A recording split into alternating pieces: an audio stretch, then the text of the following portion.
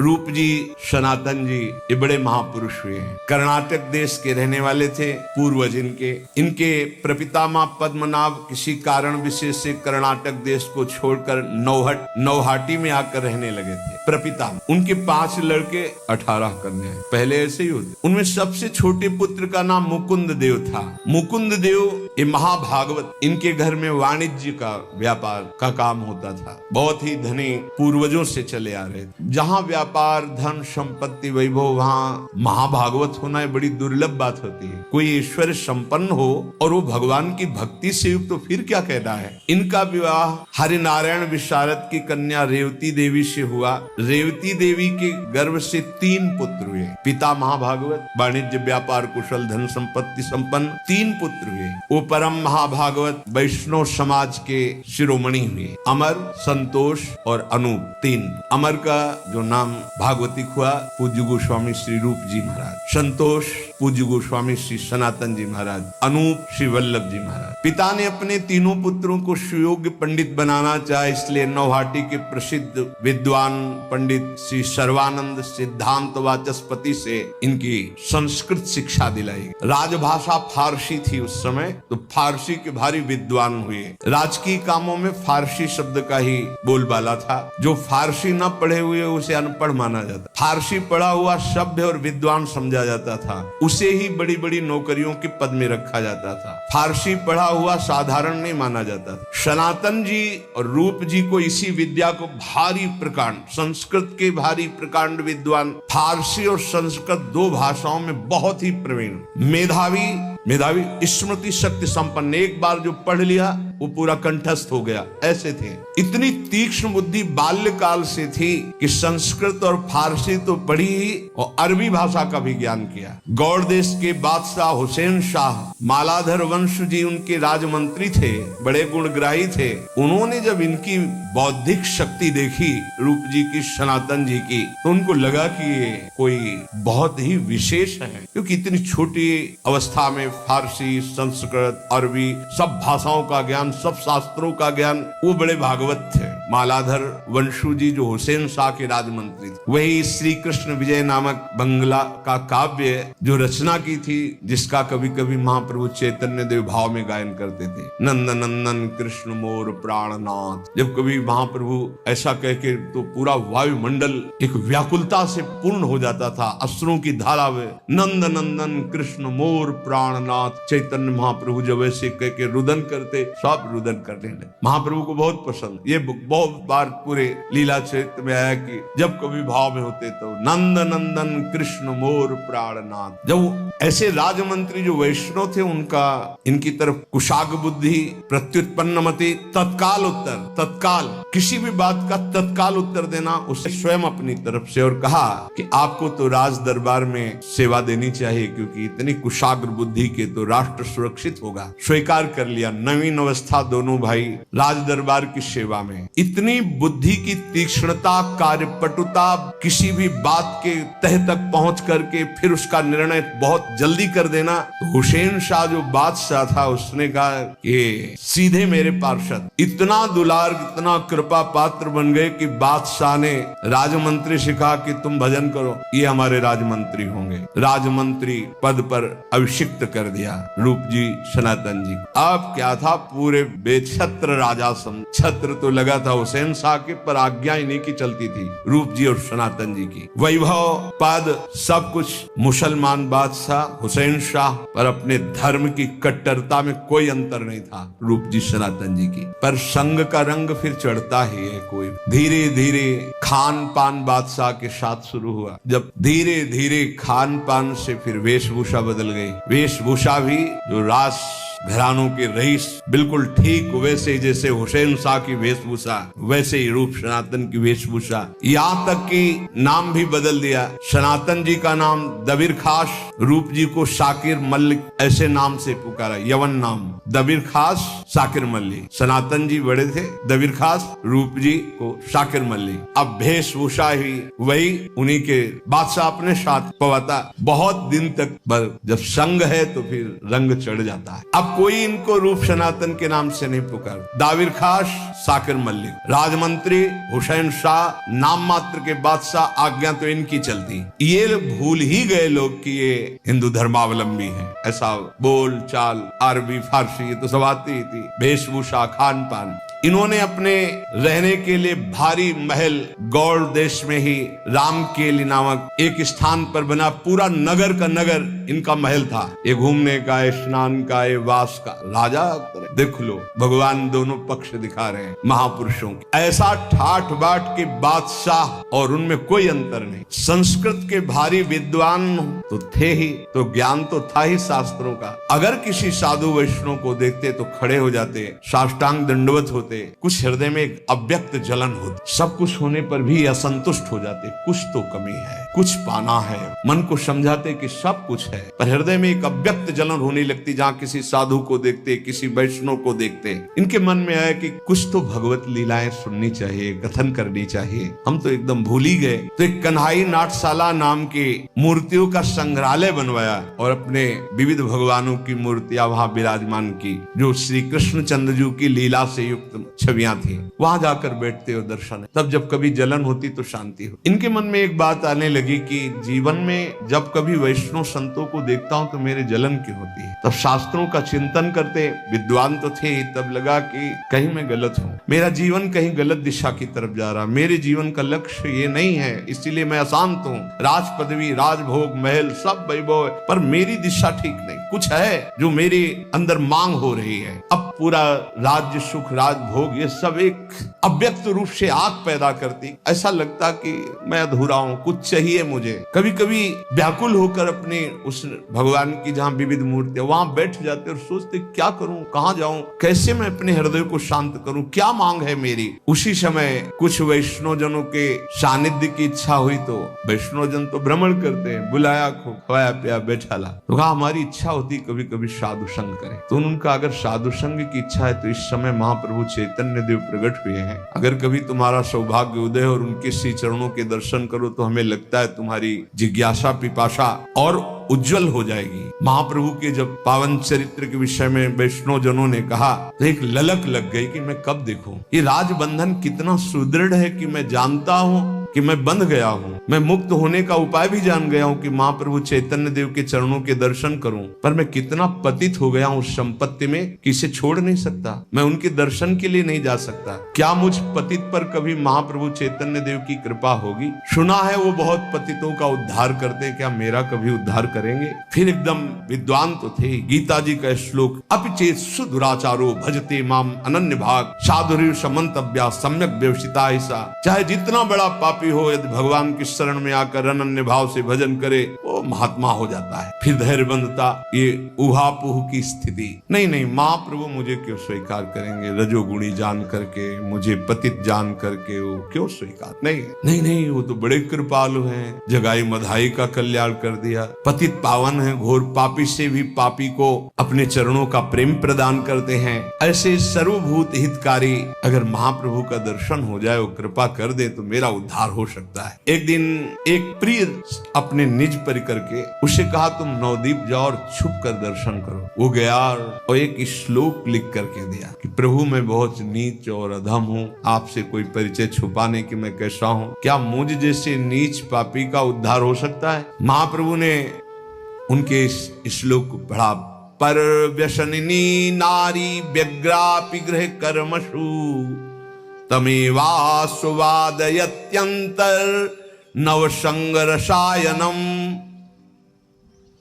जैसे परपुरुष से संबंध रखने वाली व्यभिचारिणी स्त्री बाहर से घर के कार्यों में व्यस्त रहकर भी भीतर भीतर नूतन उस परपुरुष के संगम का चिंतन करती रहती है, इसी प्रकार तुम दोनों सांसारिक राजकार्य में रहते हुए भी हृदय से हृदय विहारी श्री कृष्ण का चिंतन प्रारंभ करो। महाप्रभु ने उस दूत के हाथ से भेज दिया। प्रभु के ऐसे अनुपम उपदेश और इस बात का कि मेरी बात प्रभु तक पहुंच गई है, रूप सनातन जी के हृदय में आया कि अब तो कल्याण पक्का हो जाएगा। अब लगा कि एक बार तो भर नेत्र देखूं, पर जब चलने की बात सोचते तो हुसैन शाह बादशाह बिना अनुमति के इतना बड़ा पद मिला है, कैसे जा सकते हैं? पद सामने आ जाता। इसी उहापोह में समय व्यतीत हुआ, जाने का निश्चय, अब जाऊंगा। तो सुना कि महाप्रभु तो संन्यास लेकर जगन्नाथपुरी चले गए। अब और व्याकुलता हुई। हुसैन शाह इनको बहुत आदर देता था। इनके मन में था मैं कभी विश्वासघात भी न करूं बादशाह का। उन दिनों कई राज्यों में युद्ध छिड़ा था, ऐसी दशा में पूरी जा नहीं सकते थे। महाप्रभु उस समय वृंदावन आने के लिए राम केली होते हुए, जहाँ इनका नगर था, मानो वृंदावन नहीं, उन्हीं का मंगल करने के लिए दर्शन देने की लीला। जब जय घोष सुना, हरि बोल, इन दोनों भाइयों ने महल की ये हरि बोल की ध्वनि अमृत जैसी कहां से आ रही? तब कहा कि कोई गौर वर्ण के सन्यासी सुना है महाप्रभु श्री कृष्ण चैतन्य देव अपने परिकर के सहित वृंदावन जा रहे हैं। इनके आनंद की सीमा न रही। ओ, ये तो सिर्फ मेरे ऊपर कृपा करने के लिए इधर से आ रहे माँ। अगर मैं सबके सामने जाता हूँ विराजमान, ये पद बड़ा कई बार ऐसा देखा गया है। वो चाहते हैं कि मैं घुटने टेक कर प्रणाम करूं, उनकी मुद्रा होती है ऐसी, पर फिर वो अपने पद को देखकर जी, तब लगता है ये पद देखो कितना इनको बाधा पहुंचा रहा है इनकी शरणागति में। कई बार ऐसा सभाओं में देखा कि वो पद अंदर से अहम जो होता है पद का, वो झुकने नहीं देते। देखो सामने आ गया पद, महाप्रभु आ रहे कृपा करने। इनके मन में आया कि बादशाह का इतना निजी जन होकर सबके सामने भीड़ में ऐसे, तो लोगों के समक्ष कैसे, क्या एकांत में प्रभु मुझसे मिल सकते हैं, बात हो जाए, उनके दर्शन हो जाए?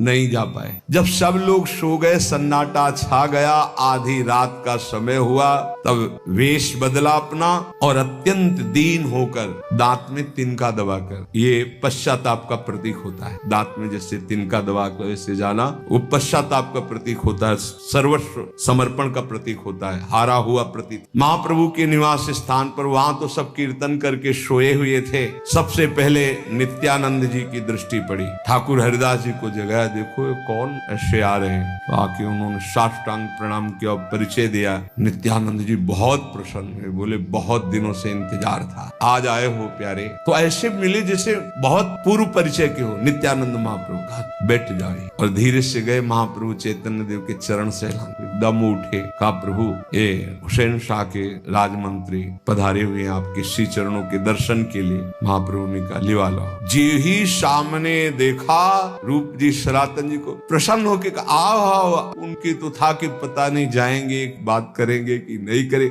ऐसे महाप्रभु मिल रहे जैसे बहुत पुराने बिछुड़े हुए मित्र हो, बहुत पुत्र हो, प्रियजन हो, आत्मा हो। ऐसे ये रो पड़े और महाप्रभु के चरणों में व्याकुल होकर जोर जोर से रुदन करने। प्रभु बार बार दोनों के सिर पर ऐसे हाथ, क्या सुख है, यही जीवन का परम लाभ। कोई भगवत अवतार, भगवत प्रेमी ऐसे दुलार कर राम उनके चरण पर पड़े हो। इस समय हनुमान जी महाराज राम जी के चरणों में माथा रखे और राम जी ऐसे कर कमल, तो महादेव जी प्रभु कर पंकज कपि के सीसा, सुमिर सुदशा मगन गौरी सा, सावधान कर मन पुनि शंकर, लागे कथा कहन अति सुन। हनुमान जी महाराज भगवान शिव ही है, तो जो सुख मिल रहा है आज वैसे ही रूप सनातन के ऊपर प्रेमावतार महाप्रभु चैतन्य देव का कर कमल और उनका माथा उनके चरणों पर बार बार अश्रुओं से महाप्रभु के चरणों का प्रक्षालन कर रहे हैं। प्रभु चरण छुड़ाना चाहते हैं, बात करना चाहते, पर बार बार चरण पकड़े हुए।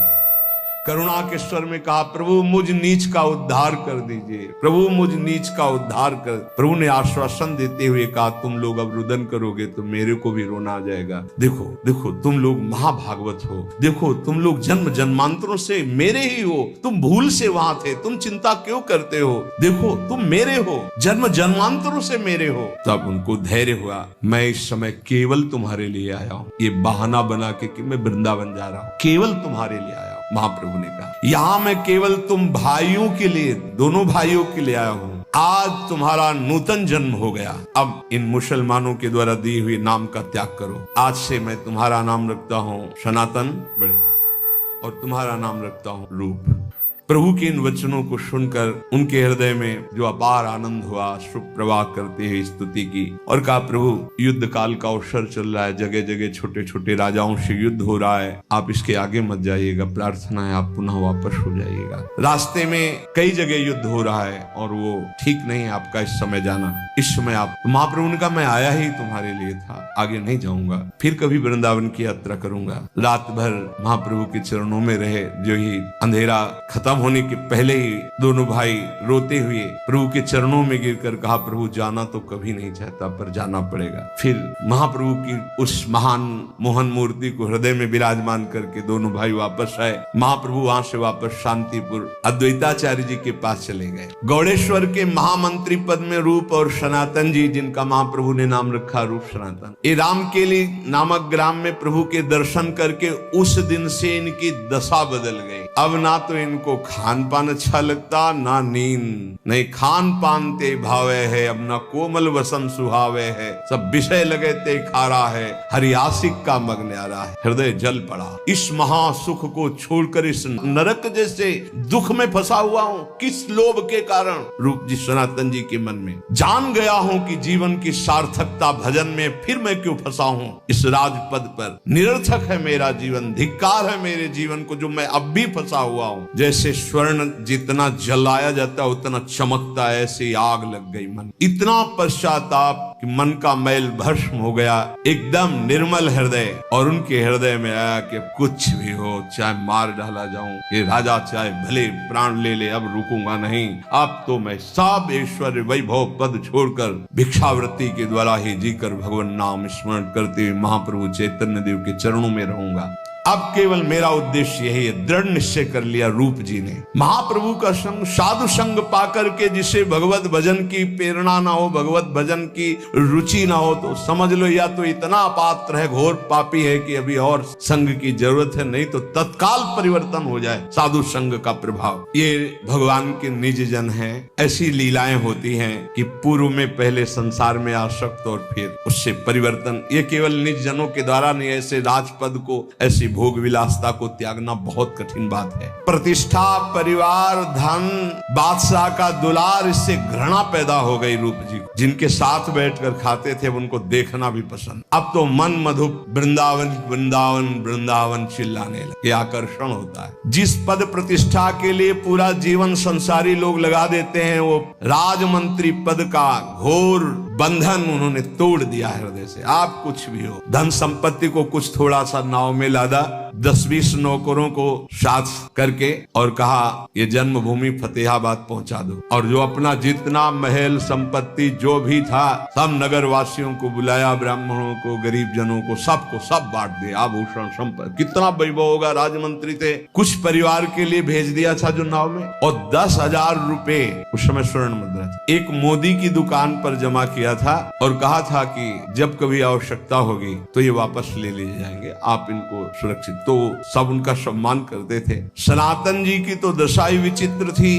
वो एकदम राजकाज में असमर्थ हो गए थे। अब मन एक है, मन मधुप तो महाप्रभु की कृपा से श्री कृष्ण की तरफ खिंच गया। अब राजकाज कौन करे? बैठे हैं, कृष्ण कृष्ण कृष्ण अंदर चल रहा है, कैसे कार्य कैसे करे? क्योंकि जहां ये बात समझ में आ गई कि इसका कोई महत्व तो नहीं, फिर मन कैसे लगेगा? प्राणों से भी अधिक प्यार बादशाह करता था। अब उन्होंने विचार किया, एकदम विश्वासघात तो नहीं कर सकता कि छोड़ के चल दूं। सनातन जी ने, अगर मैं त्याग पत्र की बात करता हूं तो बादशाह स्वीकार नहीं करेगा, अगर छोड़ करके भागता हूं तो उचित नहीं, विश्वासघात होगा। बहुत से छोटे छोटे राजाओं में युद्ध छिड़ा और मेरी सलाह होती इसमें, मेरे ऊपर विश्वास रखते हैं, क्या मैं क्या करूं? बस बहुत विकल। सनातन जी बादशाह को एक पत्र भेजा कि मैं बहुत बीमार हूं, असमर्थ हूं, मैं छुट्टी चाहता हूं, अवकाश चाहता हूं। बादशाह ने सुना कि सनातन जी बीमार हैं, दरबार के सबसे बड़े हकीम को साथ लिया और पास बैठा कर बुलाया, कहा जैसे तुम हमारा इलाज करते हो ऐसे जाओ और मुझे शीघ्र सूचना दो कि मेरे प्रधानमंत्री को क्या बीमारी। हो गए,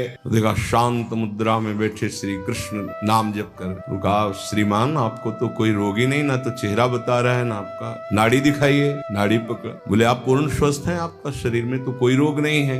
तुम बावरे हो, तुम क्या जान पाओगे मुझे कौन सा रोग है, मैं बीमार हूँ, तुम नहीं जान पाओगे। बोले राजवैद्य हूँ? तो बोले जो मुझे पीड़ा है सांसारिक वैद्य नहीं जान सकता। जैसे मीरा जी कहती है, मेरा तो अगर कोई रोग जान सकता है तो वैद्य संवरिया होए। तुम्हारे आयुर्वेद चिकित्सा में कोई ऐसा सूत्र ही नहीं कि मेरे रोग का निवारण कर सके। तो उसने कहा महाशय आप भूली भूली बातें मत कीजिएगा, आप राजमंत्री हैं, आपको कोई रोग नहीं है, मैं जाकर के बादशाह को सूचित करता हूँ। सनातन जी ने मुस्कुरा दिया कि अब वही होना है जो हरि की इच्छा है। हकीम ने जाकर कहा हुजूर कोई बीमारी नहीं है, वो तो खुद चंगे ऐसे बैठे हुए हैं। बहुत क्रोधित हुआ, कोई बीमारी नहीं, हमसे बहानेबाजी पहली बार। बोले प्रभु मैंने ऐसा रोगी नहीं देखा, कोई भी उनके अंदर रोग नहीं, वो आराम से बैठे हुए हैं, मुस्कुरा रहे हैं। बादशाह बबूला हो गया, वैद्य से हमारे साथ चलो। वहां गए, वास स्थान पर देखा सनातन जी बैठे और श्री कृष्ण कथा दसम स्कंद की सुना रहा है कोई विद्वान ब्राह्मण। वो आंख मूंदे बैठे कृष्ण कथा में लीन। बादशाह को देखा, खड़े हो गए, सलाम किया, आसन ग्रहण किया। बादशाह ने आप नीचे बैठे। थोड़ा बादशाह शांत होते, बनावटी प्रसन्नता, आपको क्या कष्ट है? मल्लिक महाशय वैद्य ने तो कहा कोई बीमारी नहीं श्रीमान, कुछ अंदर की परेशानी, वो मैं आपको नहीं बता सकता, वो आंतरिक तबीयत खराब है जिसको ये वैद्य नहीं जान सकते हैं, मुझे जी नहीं लग रहा आप कोई काम करने में। बादशाह ने कहा कैसी बात करते हो, मेरे से छुपाव कर रहे हो कि कोई आंतरिक परेशानी? आज तक मेरा आंतरिक कोई विषय आपसे छुपा रहा, आप क्यों छुपा रहे हैं? और आप कह रहे काम में मन नहीं लग रहा, तुम्हारे ऊपर पूरा भरोसा है और तुम्हारे ही विधान से सब कार्य होते हैं। नहीं नहीं ये तुम्हारा प्रमाद है, कोई बीमारी नहीं है। सनातन जी ने कहा नहीं नहीं प्रमाद नहीं है, ये हृदय की बात कह रहा हूँ, मैं अंदर से बीमार हूँ। बादशाह ने कड़क कर कहा तुम जानते हो किससे बात कर रहे हो? हम बार बार कह रहे हैं, हकीम कह रहा है आप बीमार नहीं, फिर भी आप कह रहे हो बीमार हो। जानते हो इसकी सजा क्या हो सकती है? तुम दोनों भाइयों पर इतना विश्वास रखता हूं और तुम ऐसे बोल रहे हो, विश्वासघात करना चाहते हो। सुना है मुझे एक एक सीआईडी के द्वारा पता है, तुम्हारे एक भाई ने कुछ संपत्ति फतेहाबाद भेज दी और वो बीमारी का बहाना बनाकर भाग गए। धोखेबाजी का क्या रहस्य हो सकता है आप लोगों की? और तुम यहाँ बीमारी की बात करके राजकाज से बड़ा नम्र पूर्वक सनातन जी ने हाथ जोड़कर कहा, लेकिन निर्भीक श्रीमान आप जो समझे, मैं सदैव आपकी हित की कहता रहा हूँ, आज तक कभी छल कपट विश्वासघात नहीं किया, पर मैं अब आपसे निवेदन चाहता हूँ कि मैं अब कार्य नहीं कर पाऊं। लाल लाल आंख करते बादशाह ने कहा क्यों नहीं कार्य कर सकते? फिर नम्रता से उत्तर, श्रीमान मेरा मन नहीं लगता। क्यों नहीं लगता मन? क्या चाहिए तुम्हें? मुझे श्री कृष्ण चाहिए। खुल के बोले मुझे श्री कृष्ण चाहिए, अब ये नहीं चाहिए पद प्रतिष्ठा। बादशाह ने झुंझलाकर कहा कि क्यों ये राजकाज तुम्हें क्यों काटने लगा, क्यों ये वैभव काटने लगा? सनातन जी ने कहा मैंने निवेदन कर दिया, राजकाज नहीं कर सकूंगा तो नहीं कर सकूंगा, अब आपको जो करना सो करिए। सनातन जी का ऐसा उत्तर सुनते ही अपने प्रधान अंगरक्षकों के साथ गए हुए थे, उन्होंने कहा मेरी आज्ञा पर प्राण देने वाले तुम ऐसा उत्तर दे रहे हो? मेरे वेतन भोगी नौकरों के सामने निर्भीक होकर तुम मेरा अपमान कर रहे हो? देखो मैं क्रोध नहीं करना चाहता, अगर क्रोध किया तो तुम समझ नहीं सकते हो मैं तुम्हें कितना दंड दे सकता हूँ। चलो तुम्हारा यामन नहीं लगता हमारे साथ, कुछ दिन के लिए हम ये युद्ध विराम करते हैं, उड़ीसा चलो, कोई मनोरंजन जो तुम्हें अच्छा लगे, चलो ना। सनातन जी ने कहा श्रीमान मुझे किसी काम से चिढ़ नहीं है, मुझे संसार से ही चिढ़ है, ना मुझे कोई मनोरंजन करना है, ना आपका साथ ना आपका राजपद। ओठ चबाते हुए इसने कहा कि साकिर मल्लिक होश में, अभी तक मैं अपने क्रोध को दबाए हुए था, सोच समझ कर उत्तर दो, तुम एक बादशाह से बात कर। सनातन जी ने कहा श्रीमान मैंने कोई नशा नहीं पी रखा, मैं खूब होश में बात कर रहा हूँ, मुझे पता है कि गौड़ देश के एकमात्र स्वतंत्र शासक बंगाल के अधीश्वर से बात कर रहा हूँ जिसके हुक्म पर अभी गर्दन काट दी जाएगी। बादशाह ने कहा जब जानते हो तो तुम इस धृष्टता क्यों कर रहे हो? बोले मैं खूब जानता हूँ, सिर धड़क से अलग कराने के लिए तैयार हूँ, पर मैं आपका काम नहीं कर पाऊंगा। कितनी हिम्मत भगवान की भक्ति में जागृत होती। बादशाह बहुत क्रोधित होकर दो अपने सेवकों से कहा गिरफ्तार कर लो, हथकड़ियों से जकड़ लो, पर मारना नहीं, क्योंकि इनके जैसा मिलना बड़ा मुश्किल है। महीने 2 महीने जेल की हवा खाएंगे, कष्ट सहेंगे तो इनका दिमाग सही हो जाएगा, अभी राजमंत्री का सुख भोगते रहे। सनातन जी मुस्कुरा दिए। बन गई बात धीरे धीरे, अब निकाला जा रहा है इस संसार दलदल से। तत्काल उनको हथकड़ी लगाकर जेल के अंदर किया गया, हथकड़ी हटा दी गई, जेल में बंद। बादशाह युद्ध चल रहा था तो उड़ीसा प्रांत की तरफ अब रूप जी को जब उनके भी गुप्तचर लगे थे, सूचना मिली कि सनातन जी को बंदी बना लिया गया है। 2 दूतों को भेजा था कि महाप्रभु चैतन्य देव कहाँ हैं, पता लगाओ। एक दूत ने इधर बताया कि सनातन जी बंदी बन गए, तो एक दूत ने बताया कि इस समय महाप्रभु पैदल यात्रा करते हुए तीर्थराज प्रयाग से होते हुए वृंदावन जा रहे हैं। वृंदावन गमन का समाचार सुनकर रूप अपने छोटे भाई अनूप जी श्री वल्लभ जी को लेकर प्रभु की खोज में वृंदावन की ओर चल पड़े और एक दूत से पत्र भेजा कि मैं चैतन्य देव की खोज में जा रहा हूँ। मेरा मन बधुक चैतन्य चरणारविंद के मकरंद का पान करने के लिए उन्मत्त हो चुका है। मैं एक क्षण भी अब संसार के लायक नहीं रह गया हूँ। जहाँ मेरे चैतन्य देव हैं वहां जाकर मैं उनकी शरण में होऊंगा। आप किसी बात की चिंता न करें, महाप्रभु आपका मंगल करेंगे। यदि आपको कारागार से मुक्त होने के लिए 10,000 स्वर्ण मुद्राएं मोदी के यहाँ जमा है, प्रयोग में आवे तो कर लेना। रूप जी ने पत्र में भिजवा दिया। अच्छा, सब कोई जानता था राजमंत्री, इसलिए बड़ी अदब के साथ जेल में, तो पत्र भी उनके पास पहुंच गया। शायद है कि ये कारागार से मुक्ति का उपाय ठीक रहेगा कि मोदी से 10,000 जो स्वर्ण मुद्राएं लेकर किसी तरह मैं गुप्त रीत से अपने निजी पार्षद के द्वारा ये बात आपके पास भेज रहा हूँ। मंगलमय श्री हरि श्री कृष्ण आपका भला करें। अब तो सनातन जी ने जब पत्र पढ़ा तो फड़फड़ा उठा, जी कैसे मैं भागूं, वो तो निकल गए, मैं कैसे महाप्रभु के चरणों में, कैसे जेल से। उधर रूप जी और अनूप जी प्रभु की खोज करते हुए काशी होते हुए जब सुना कि प्रतिष्ठानपुरी प्रयाग झूसी में, तो वहां पहुंचे तो देखा कि हजारों की भीड़ में महाप्रभु चैतन्य देव हरि बोल कीर्तन की धूम मची। प्रेम विभोर महाप्रभु जी बिंदु माधव जी के दर्शन करने के लिए जा रहे थे। भीड़ के साथ साथ नृत्य करते हुए पीछे पीछे रूप जी और वल्लभ जी। श्री बिंदु माधव जी के दर्शन करके जब महाप्रभु लौटे तो एक दक्षिणी ब्राह्मण ने महाप्रभु का निमंत्रण किया था। महाप्रभु भिक्षा के लिए गए तो भीड़ हटी। जब भीड़ हटी प्रभु उनके घर गए तो पीछे पीछे रूप जी और अनूप जी थे, वल्लभ जी उनके दरवाजे पे गए। महाप्रभु को आसन पे बैठाया गया था।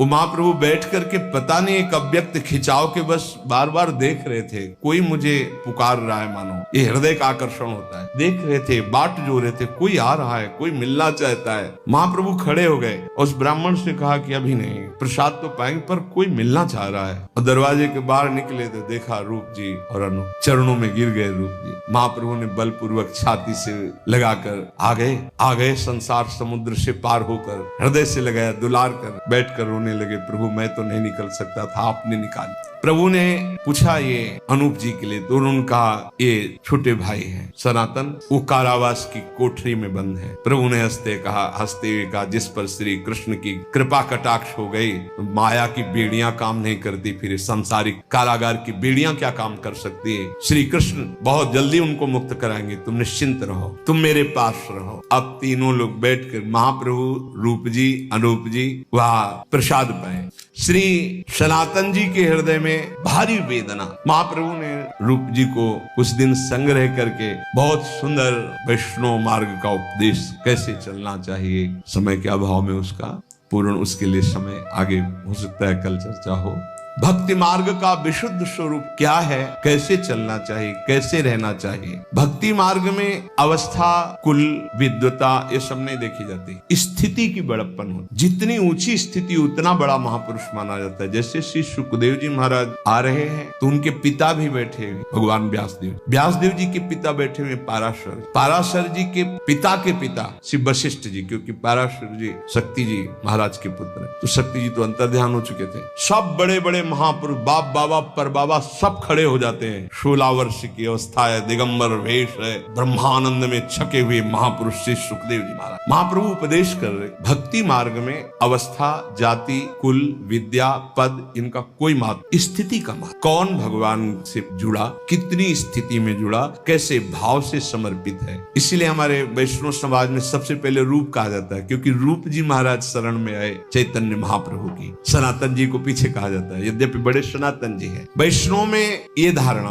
जो गुरु मंत्र पहले लेता है और स्थिति प्रज्ञ, जितनी स्थिति उसकी मानता है। कारावास की काली कोठरी में सनातन जी रुदन करने लगे। ना कुछ जल लेते हैं, ना अन्न लेते हैं, नेत्रों में नींद का नाम नहीं, हर समय श्री कृष्ण। हा गौरांगम। रात बीती दिन बीता, रात बीती दिन बीता, अंधकार कारागार का कैसे मुक्त हो पाऊं। मन मधुप श्री कृष्ण के सांवले चरणारविंद के लिए तड़प पड़ा। लंबी लंबी सांस लेते हैं और बहुत विज्ञान संपन्न, ज्ञान संपन्न है, क्या करूं, बार बार बेशुद्ध हो जाते। हे कृष्ण कैसे निकलूं। फिर एकदम ध्यान आया कि पत्र में तो लिखा है ना 10,000 रुपए स्वर्ण मुद्राएं मोदी के यहाँ, ये उपाय काम कर सकता है। ये स्वर्ण मुद्राओं की ठोकरें मार करके कारावास से निकला जा सकता है। उन्होंने एक जो कर्मचारी थे उसको बुलाया और कहा, तू जानता मैं कौन हूँ? हाँ सरकार, राजमंत्री यहाँ के। तो तू भी ये जानता है कि मैं क्यों यहाँ बंदी बनाया गया हूँ? हाँ सरकार, ये तो सुना है कि तुम्हारा भजन में मन लगने लगा है, इसलिए राजकाज नहीं करते हो, इसलिए बंदी बना दे।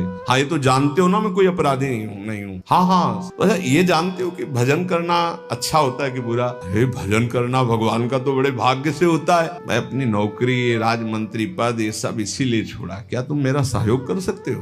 कोई हमने अपराध तो किया नहीं। तो उनका आपको छुड़ाने के लिए मैं अपनी नौकरी छोड़ दूंगा, गायब हो जाऊंगा, कोई मुझे पता नहीं पाएगा, मैं आपको छुड़वा सकता हूँ। तो उनका नौकरी तुम छोड़ोगे तो तुमको स्वर्ण मुद्राएं जमा दे देंगे, परिवार सहित खाते रहना। बोले हाँ, कोई आप अपराधी थोड़ी, मैं जानता हूँ, मैं नौकरी छोड़ दूंगा, आपको इधर भगाऊंगा, इधर मैं भाग जाऊंगा और रुपए लेकर चल। तो श्री कृष्ण मति देते हैं, भजन करना इतना महान कार्य है, मैं तो कर नहीं सकता, आपका सहयोग करूंगा। सनातन जी ने जे भी स्वर्ण मुद्रा का नाम लिया तो और श्रद्धा प्रबल हो गई कि इतने तो भेंट नहीं मिलती, आजीवन के लिए खूब हो गया। अच्छा, तो तुम भजन करने वाले की मदद करना चाहते हो, जो जेल का प्रधान कर्मचारी, उसने कहा मदद क्या, मैं प्राण दे सकता हूँ, इससे बड़ा कोई काम नहीं है, मुझे जेल खाने से निकालने का सहयोग करो। बिल्कुल, इस समय रात्रि का समय है और मेरा ही इस समय कब्जा है, थोड़ी देर रुको, मैं अभी चेक करके आ रहा हूँ। जो लोग उधर और तैनात, तुम उस बारिक में जाओ, तुम उस बारिक में जाओ। जेलर था सब, लौट के आया, बोले जो मैं करने जा रहा हूँ, अगर बादशाह को पकड़ में मैं आ गया तो जिंदा मुझे चिरवा देगा, क्योंकि वो इस अपराध से नहीं, वो आपको खोना पसंद नहीं करेंगे। बात सनातन जी ने कहा, भाई मेरे श्री कृष्ण जैसे हम पे कृपा की, ऐसे तुम पे करेंगे, तुम बिल्कुल पकड़ में नहीं आओगे, तुमने बड़ा उपकार किया। एक आदमी को भेजा, 10,000 स्वर्ण मुद्रा उसके हाथ में रख। अरे वो तो प्रफुल्लित हो गया स्वर्ण मुद्रा देखकर, और अगर तुम पकड़े जाओगे तो मैं एक पत्र लिखता हूँ, ये पत्र दे देना तो तुम्हें कोई दंड नहीं मिलेगा, तुम्हारा काम चल। श्रीमान, मैं अपनी स्वेच्छा से आदेश देकर जबरदस्ती ऐसे जा रहा हूँ, किसी का कोई दोष नहीं, और 10,000 स्वर्ण मुद्राएं दी और कहा एक तो पकड़े नहीं जाओगे, अगर पकड़े गए तो तुम्हें दंड ना मिलने का। 10,000 स्वर्ण मुद्राएं। अब तो जेलर ने विचार किया कि आजीवन कमाते तो भी नहीं मिलता। वो अपने भावों को जो उत्साह हुआ था पैसे वाला दबाते हुए बोले, रुपए की कोई बात नहीं श्रीमान जी, हम तो आपके सेवक है। बोले हाँ, अब जल्दी करो, ज्यादा व्यवहार की जरूरत नहीं है। सनातन जी समझ गए कि श्री कृष्ण का कृपा मंत्र काम कर गया। दृढ़ता के स्वर में कहा कि देखो, हम राजमंत्री कोई चोर डाकू तो है नहीं, राज आज्ञा से मैं नजर कैद हूँ, कोई अपराध नहीं, और अपराध ना होने के कारण अगर हम गंगा स्नान करने जाना चाहें तो जाने की अनुमति है, तो आप साथ चलिए, मैं गंगा जी में नाव से बाहर हो जाऊंगा, तुम कह देना डुबकी लगाई, वापस ही नहीं उठे, लगता है मगरमच्छ खा गया, तुम भी बच जाओगे, और हमारी खोज अगर करवाई जाएगी तो आज के बाद ना ये रूप रहेगा, ना ये दृश्य रहेगा, कोई पहचान ही नहीं सकता मुझे, बिल्कुल तुम निर्भय हो जाओ। उसकी बात समझ में आ गई। वैसे चाहे कम समझ में आती, स्वर्ण मुद्रा से ज्यादा समझ में आ गई कि पैसे भी मिल रहे, बात भी बल गई। अब अंधकार की रात्रि है, सब पहरेदार इधर उधर कर दिए गए थे।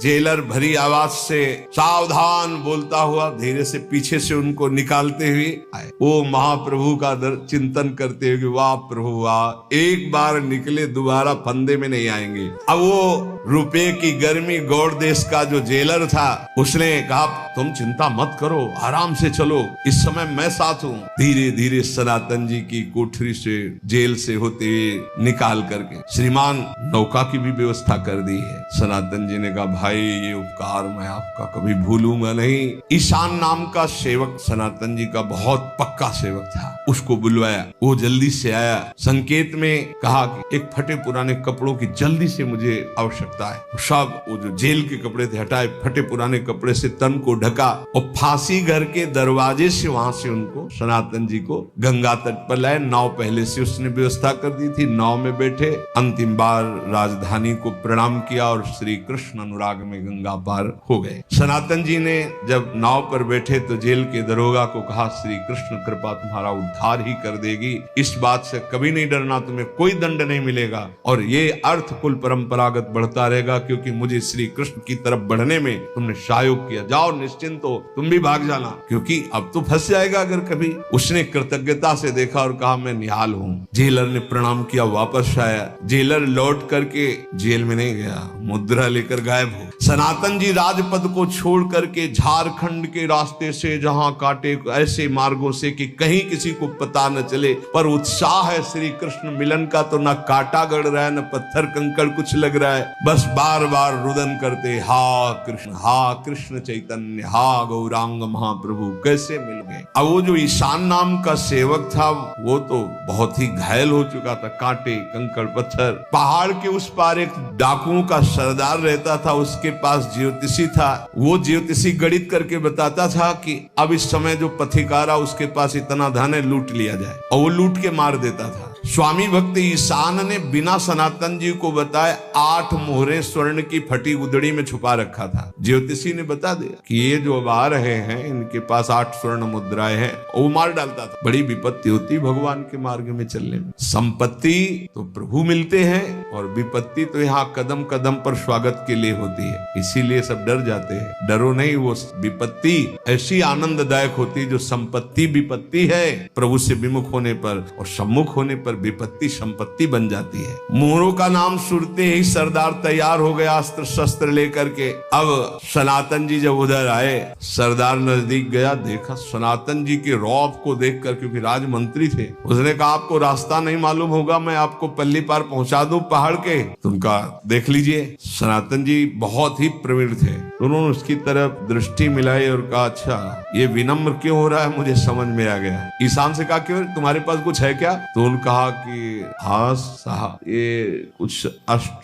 स्वर्ण मुद्राएं चुरा लाया था अपने घर से, आपको इसलिए नहीं बताया कि आपके खर्चा में आएगी। तो उन्होंने कहा ये इसीलिए, देख स्वर्ण मुद्राएं दी, ये ले। अपनी भागवतिक दृष्टि से देखते हुए सनातन जी ने कहा, आपको यही चाहिए था ना, आप ये लीजिए और जाइए। तो उसने कहा, अभी 7 मुद्राएं दी, एक और छुपाए हैं। तो कहा, क्यों छुपा लिया? ईशान से कहा। बोले, आप कई दिन से भूखे हैं, कुछ खरीद कर आपको पवा देंगे ना। नहीं, इसको दो। और सरदार ने जब, अब तो उन्होंने कहा, तुम्हें पता है मैं कौन हूँ? राजमंत्री, पूरे तुम्हारे समुदाय को नष्ट करवा दूंगा अगर अभी आदेश किया तो। नहीं साहब, आप जा सकते हैं, भगवान का बल काम करता है। सरदार ने 4 आदमी साथ दे दिए कि इनके पीछे पीछे जाओ और जंगल से बाहर जो रास्ता है वहां तक पहुंचा के आओ। अब वहां से जंगल का रास्ता तो देखो, जो मारने वाले थे वही पार करने वाले बने, पार करवा दिए। सनातन जी आगे रास्ते से, उनको परिचय था, तो हाजीपुर रात्रि में ही अपने बहनोई श्रीकांत के घर गए। ऐसे फटे पुराने कपड़े, पैरों की ये हालत, खाना पीना कुछ नहीं। क्या भगवत मार्ग के पथिकों का जीवन हो। सच्ची, अगर सच्चाई से इस मार्ग में चलो तो शरीर की परवाह नहीं रहती, प्राणों की परवाह नहीं, भूख प्यास की, मारपीट की, गाली गलौज की परवाह नहीं। एक अद्भुत, तभी तो फकीर कहा जाता है, तभी तो भगवान का महान भागवत कहा जाता है। श्रीकांत जी ने देखा इतना कष्ट, उनका मैं रुकूंगा नहीं, केवल आपको मिला के उपासी थे तो उनका थोड़ा द्रव्य ले लीजिए, आपकी यात्रा में काम आएगा। तो उनका द्रव्य तो नहीं ले सकते। तो उन्होंने कहा कि हम आपको राज रूप में देखा है, इस रूप में मैं बर्दाश्त नहीं। एक भूटानी कंबल उस समय 300 रुपए का मिल, उस समय तो उनका ये कंबल ले लो। बहुत कहने पर उन्होंने, पर वेश फकीरों का है, वो जो राज दरबार में मुसलमान वेश में रहते तो वही वेश है, ऊपर से भूटानी कंबल। जब कभी रास्ते में भूख लगती तो रोटी मांग लेते। और ये सुना कि महाप्रभु उस समय रूप जी को तो प्रयाग में मिले थे दर्शन करके, फिर काशी, तो इधर ये काशी भिक्षा करते हुए पहुंचे। महाप्रभु चंद्रशेखर नाम के एक महाभागवत के यहाँ विराजमान थे। जब ये पता महाप्रभु का सहज में पता चल जाता था, क्योंकि वो नाम कीर्तन, वो रूप, वो प्रतिभा, वो यश, तो अपने आप पूरा प्रांत का प्रांत जानता था कि महाप्रभु चैतन्य देव इधर गए, महाप्रभु चैतन्य। इससे उनको ज्यादा परेशानी नहीं हुई। जब पता चला कि काशी में, काशी पहुंचे, वहां पता चला कि चंद्रशेखर नाम के एक महाभागवत के घर में है, तो उनका घर पूछ करके दरवाजे के बाहर बैठ गए। कितना आकर्षण होता है अपने प्रियजनों का। महाप्रभु अंदर ही बैठे, चंद्रशेखर जी से कहा क्या कोई मेरा आत्मी मेरा चिंतन कर रहा है, मिलना चाहता है? देखो दरवाजे के बाहर कोई है क्या? कोई वैष्णव बैठा है क्या? जाओ उसे बुला लाओ। चंद्रशेखर जी गए, लौट के आए, बोले वैष्णव तो नहीं, एक मुसलमान फकीर बैठा हुआ है। प्रभु ने हंस के कहा वही हमारी आत्मा प्राण है, महावैष्णव है। उनका प्रभु नहीं हो तो मुसलमान फकीर है ऐसे? नहीं, जाओ। फिर गए तो देखा बिल्कुल वही, वहाँ कोई साधु नहीं। प्रभु ने कहा तुम जिसे मुसलमान दरवेश समझते हो, महाभागवत सनातन जी है, जाओ उनको लेके आओ। गए का सनातन, क्योंकि ये नाम महाप्रभु नहीं रखा, आपको महाप्रभु बुला। चिल्ला जे ही सामने देखा गौरांग वदन कमल नयन अजान बाप, साष्टांग चरणों लेटने को हुई कि दौड़ के महाप्रभु ने उठाकर आलिंगन किया, हृदय से चिपकाए है सनातन जी को। ये देखकर चंद्रशेखर जी आश्चर्य में हो रहे, क्या स्वरूप है इनका और क्या महाप्रभु की कृपा है। जय हो भक्तवत्सल गौरांग देव। ऐसा बार बार सनातन जी का आलिंगन बार बार कर ऐसे दूर, फिर बार बार हृदय से लगाते हैं और कह रहे चंद्रशेखर इनके दर्शन स्पर्श से श्री कृष्ण की प्राप्ति हो जाएगी। ये ऐसे महाप्रभु कह, ये गुरु स्थापित करता है शिष्य में बल। क्या कह रहे हैं? सनातन जी के दर्शन और स्पर्श मात्र से भगवत प्राप्ति हो जाएगी। ये ऐसे भाव वैष्णव है। सनातन जी झुक करके बहुत दबे हुए, महाप्रभु ने पूछा कारावास से कैसे निकले? कहा प्रभु आपके सब विधान ने कार्य बना दिया, बताया, और सिर नीचा किए बैठे रहे। प्रभु ये तो आप पूछ रहे हैं, आपकी कृपा ने। महाप्रभु बार बार ऐसे भूटानी कंबल की तरफ देख रहे थे, मानो चुभ रहा था महाप्रभु को कि इतने बड़े त्याग में कलंक कैसा। शरणापन्न भक्त को वैराग्य की कसौटी पर कसा जाता है। जितना वैराग्य होगा उतने जोर का श्री कृष्ण अनुराग प्रकट हुआ। महाप्रभु अनुराग की मूर्ति है और बिना वैराग्य के अनुराग टिकता नहीं है। सचमुच जितने बड़े भोगी थे पहले, उतने ही बड़े वैरागी ये दोनों महापुरुष बने। सनातन जी बार बार प्रभु की तरफ देख रहे कि प्रभु देख क्या रहे मेरी तरफ, भूटानी कंबल को तो नहीं प्रभु देख रहे। बोले प्रभु बस अभी गया अभी आया। काशी के घाट में एक गुदड़ी धो रहे थे संत भगवान, उन प्रणाम किया और कहा एक काम करोगे, ये गुदड़ी हमें दे दो जो धोने जा रहे हो। बोले इसको क्या करोगे? तो बोले भूटानी कंबल ले लो बदले में। बोले दे दो कंबल का। कंबल भूटानी दिया और गुदड़ी ओढ़ करके जब महाप्रभु के पास आए प्रणाम किया, तब महाप्रभु ने देखा फटी पुरानी गुदड़ी। तब महाप्रभु यही है वैरागी पुरुष को वैराग्य प्रधान जीवन रखना। चलो इनका मुंडन करवाओ जो वेशभूषा थी, और इनको वैष्णव तिलक लगाओ और गंगा स्नान करके आज से तुम्हारा जीवन वैराग आजीवन। वृंदावन ऐसे रहे मनोचिन्ह। समय के अभाव कारण फिर आगे चलता। श्री राधा वल्लभ लाल।